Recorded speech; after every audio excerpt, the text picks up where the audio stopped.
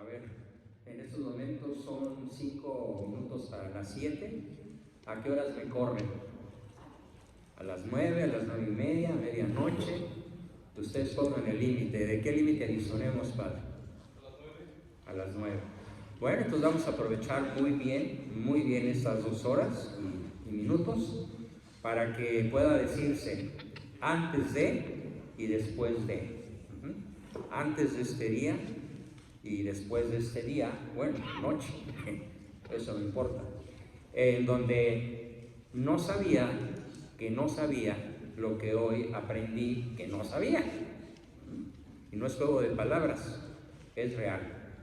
Y para esto vamos a comenzar con una ceremonia estilo japonés, que consiste en lo siguiente.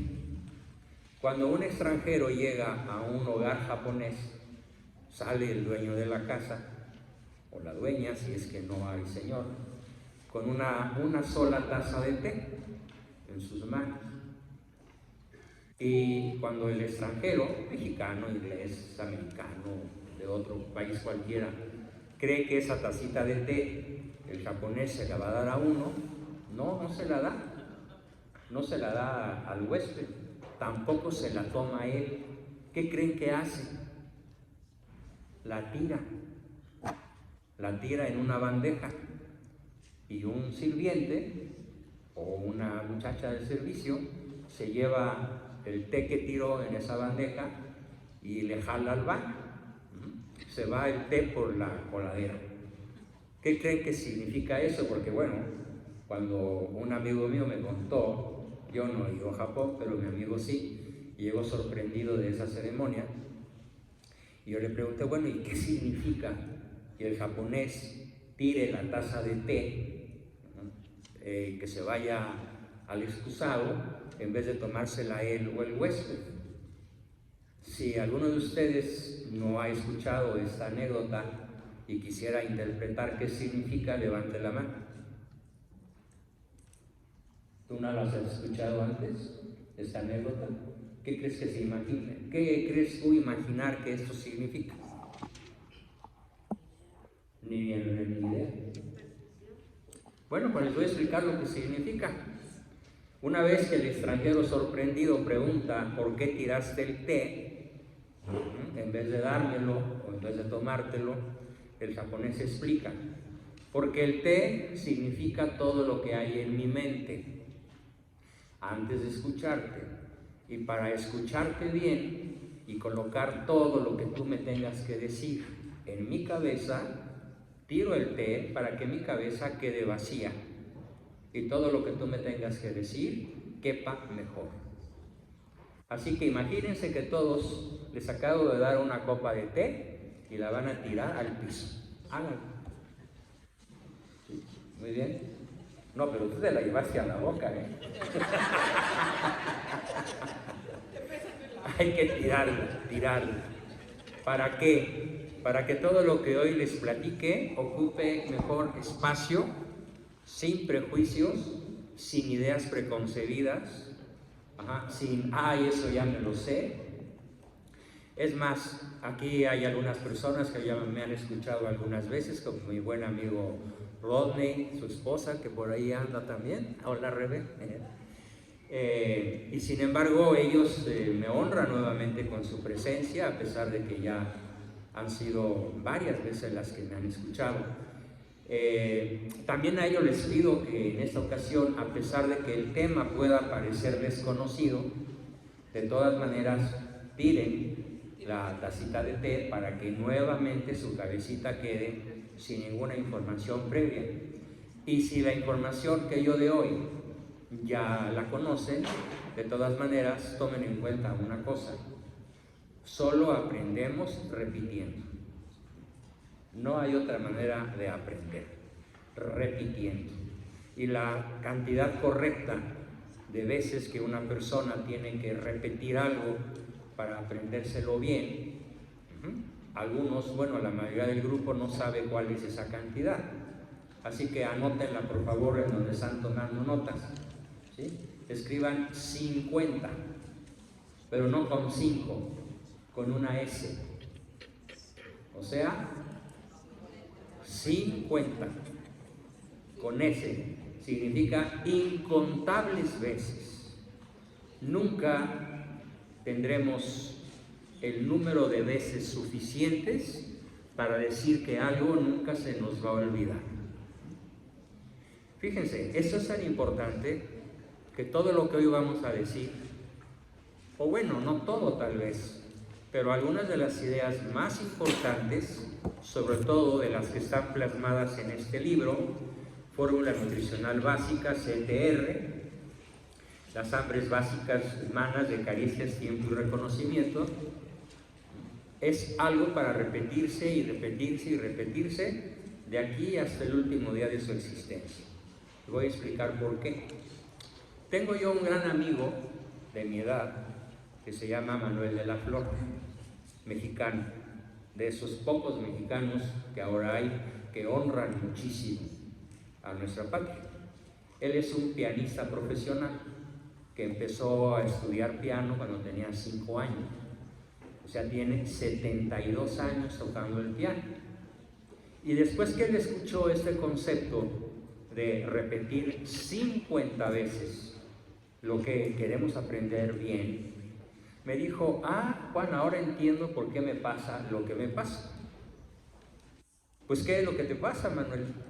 Pues mira, Juan, cuando yo dejo de estudiar 8 días, 8 horas diarias, de lunes a viernes, solo descanso viernes, sábados y domingos, cuando yo dejo de estudiar 8 horas diarias, 5 veces a la semana, lo noto yo. Cuando dejo de estudiar 15 días o 3 semanas, lo nota mi asistente y me regaña.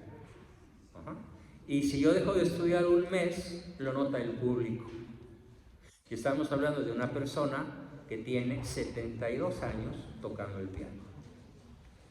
Bueno, pues eso mismo lo podemos aplicar a todo lo que hoy, mañana y pasado, con el favor de Dios, y sobre todo con nuestro esfuerzo, vamos a aprender. No voy a explicar cosas para que sepan de qué se trata.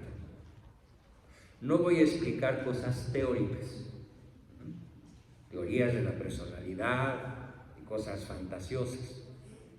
No, vamos a explicar, vamos a exponer medidas prácticas, decisiones en la vida real para poder vivir mejor, para poder ser mejores personas, para poder resolver problemas con nuestra pareja, con nuestros hijos, con nuestros padres, con nuestros hermanos, con nuestros compañeros de trabajo, cualesquiera que estos sean, jefes, colaboradores, subordinados, que probablemente nunca antes en la vida habíamos podido resolver. Sí, y solamente sí, aplican, fíjense muy bien, algo nunca hecho antes. Para que se entienda, contaré una siguiente anécdota, para que se vea la enorme valía, el enorme valor que tiene el aprender a hacer cosas distintas que nunca antes hayamos hecho. En el siglo XX, el hombre más inteligente de la Tierra se llamó Albert Einstein. Él era un físico nuclear, descubridor de muchas cosas que nadie antes que él sabía, y de hecho se considera que el científico más brillante de la historia universal es él. Y unos años él muere muy anciano, y unos años antes de morir le pregunta a un periodista cuál es su definición de locura. A ver, don Alberto, díganos en qué consiste estar loco. Y entonces él contestó: oye, periodista, pero ¿por qué le preguntas a un físico? Mejor pregúntale a un psicólogo. Y el periodista le dijo: no, don Alberto, le pregunto a usted porque usted es un genio, y seguramente la respuesta que usted me va a dar va a ser una respuesta histórica y muy valiosa. Y Albert dijo: déjame pensarlo, dame unos segundos.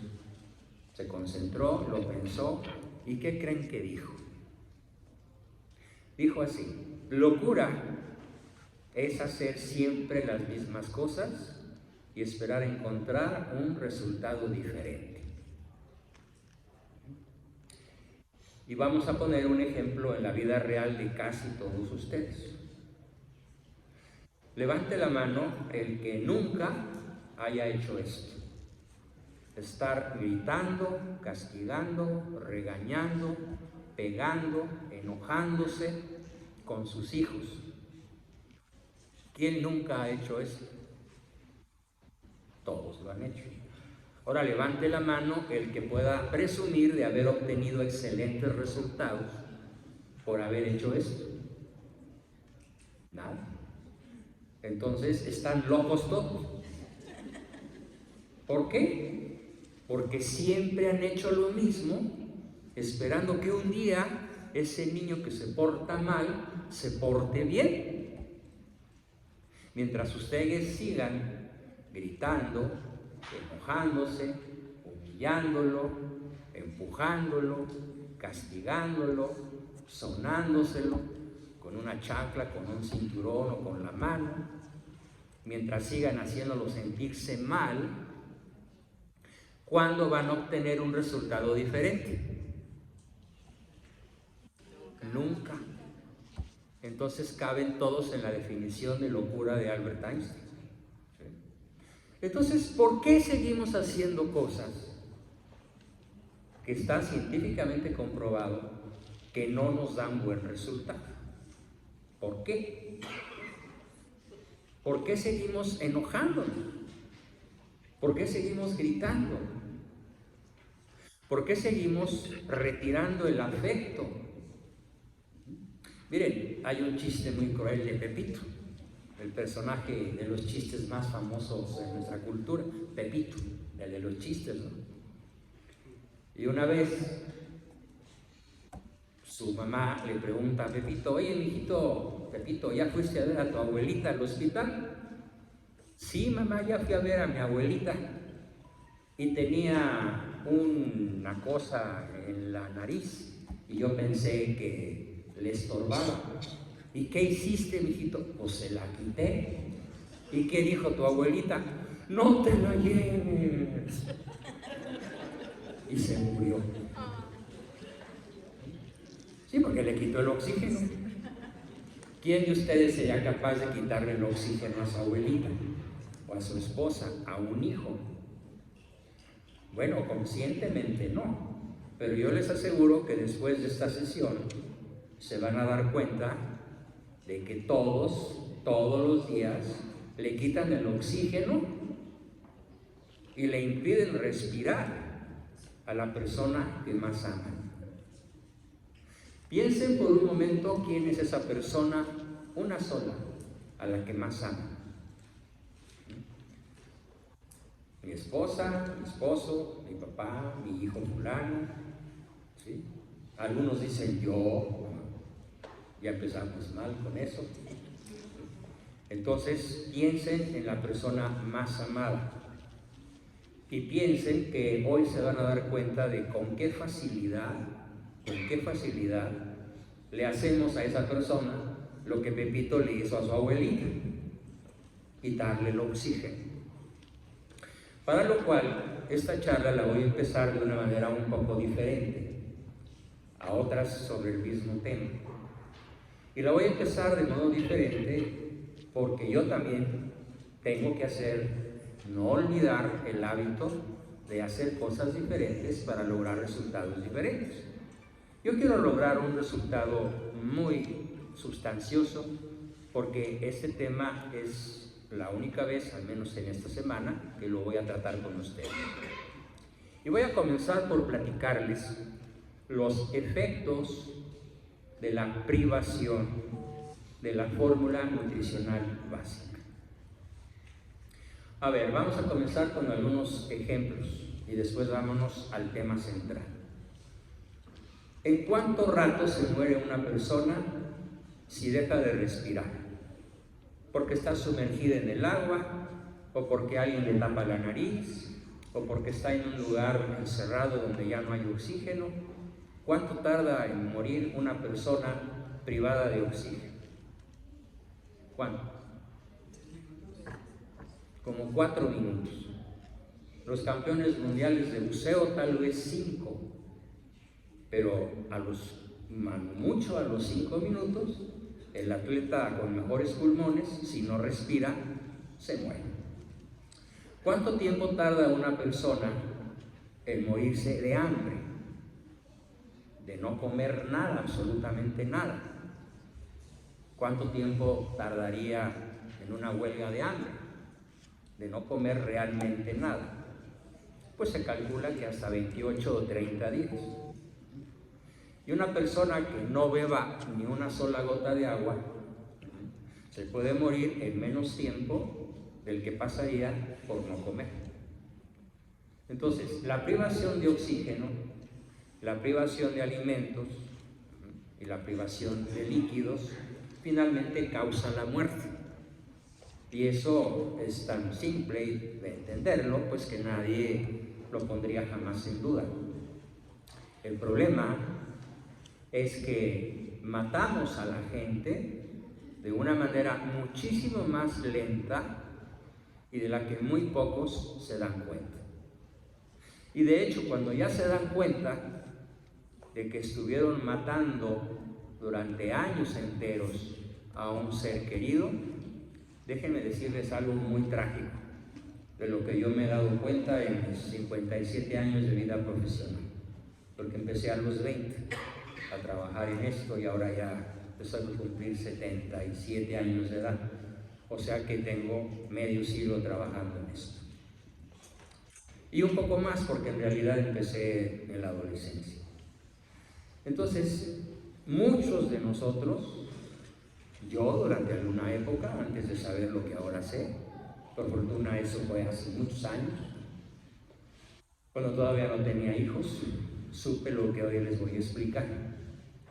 Hay otras muchas maneras de matar a la gente que quitarles el agua, el oxígeno o la comida. Y esta manera de matar a la gente lentamente es privarlas de la fórmula nutricional básica. Y al rato que termine la exposición sobre esta triple fórmula, bueno, esta triple molécula CTR que conforma lo que llamamos fórmula nutricional básica, estoy seguro que muchos de ustedes en un solo rato podrán haber cambiado su vida para siempre. Ojalá todos la cambien de golpe. Sin embargo, la experiencia profesional me dice que de los que me escuchan, de cada 10 personas, 1 o 2 cambian en un instante su vida para siempre. Unos 4 o 5 se pueden tardar 5, 6, 8 y hasta 10 meses. Y el resto son maderas que no agarran barniz. Pueden pasar años, décadas y van a seguir haciendo siempre lo mismo. Bueno, entonces yo le pido al Señor San José, el patrono de la familia cristiana, que nos ayude a todos a que lo que ustedes capten con su mente y su corazón esta noche lo puedan llevar a la práctica, para que cada uno de nosotros aprenda a ser una fuente, un recurso inagotable de caricias, de tiempo y de reconocimiento para las personas que decimos amar. Y vamos a comenzar entonces a reflexionar, a darles un conocimiento acerca de lo que se llama inteligencia emocional. Comenzamos con una pregunta muy sencilla. A ver, ¿quién de ustedes conoce a una persona que es muy lista, muy abusada, pero que es un sinvergüenza? Hace trampas, miente, tiene vicios, pero es muy listo. ¿Quién conoce a alguien así? Levante la mano. Muchos conocen a alguien así. Muy listo, pero muy tramposo. ¿Sí, verdad? Muy bien. Ahora otra pregunta. ¿Quién conoce a ustedes a alguien que a lo mejor no es tan listo, pero es muy simpático? Cae muy bien, pero también es muy tramposo, ¿verdad? Luego empiezan a mover la cara, ¿no? ¿Sí? Cae muy bien, es simpático, te hace reír, pero es un trance. ¿Sí? Miren, todos se ríen, ¿no? Ya están pensando en alguien, ¿no? No se vale voltear a ver al vecino, ¿eh? Para que no se sienta aludido. Es que ella dijo el chilango. Ah, bueno. Y bueno, existe una tercera posibilidad. Alguien que no es tan inteligente, pero que es muy honesto, que nunca dice mentiras, que nunca hace trampas. ¿Quién conoce a alguien así? Que no es tan listo, pero que es muy honesto. Levanten la mano. Muchos. Muy bien. Y ahora, otra variante. Alguien que no es simpático, hasta cae gordo, pero tiene palabra de honor y es muy cumplido. También conocemos a una persona así. Ahora díganme, ¿quién conoce una persona que es muy listo, muy honesto y muy simpático? Las tres. Nadie levanta la mano. Bueno, una persona levantó la mano. Fíjense, inteligente, listo, honesto, palabra de honor, cumplido, trabajador, confiable y además muy simpático y que cae muy bien. Qué difícil es reunir estas tres cosas, ¿no? Muy difícil. Eso es lo que se llama en lenguaje técnico, en lenguaje profesional, se llama adulto integrado. Un adulto integrado es una persona inteligente racionalmente. Sabe resolver problemas de matemáticas, de física, de química, sabe componer todos los aparatos de la casa, sabe componer un automóvil, desde cambiar una llanta hasta arreglar un aparato que nunca antes había visto. No se le atora nada. Es un Ciro Peraloca, como decíamos allá cuando él tenía 10 años, una caricatura muy famosa de un genio inventor, muy abusado. Pero esa misma persona, además de ser muy abusado, muy inteligente, es muy honesto.